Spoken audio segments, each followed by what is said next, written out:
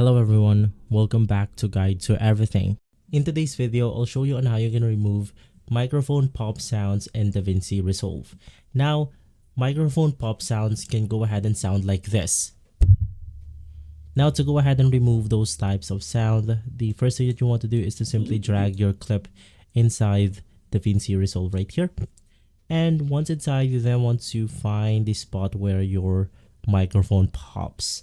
So for example, let's go ahead and use this specific audio right here as a music pop. So you want to place your player head on this specific time frame, and from here you then want to press Ctrl V, move your time frame a little bit forward, and from there you can just press Ctrl B once again.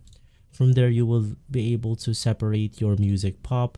So what you can do is to simply navigate through Edit, click on your separated microphone pop right here, and simply inside you then want to select normalized audio levels. Click on normalized, and from there it will try to go ahead and remove those microphone pop.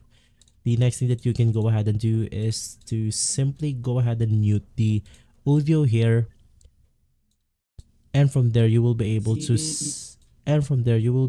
simply remove the music or microphone pop entirely.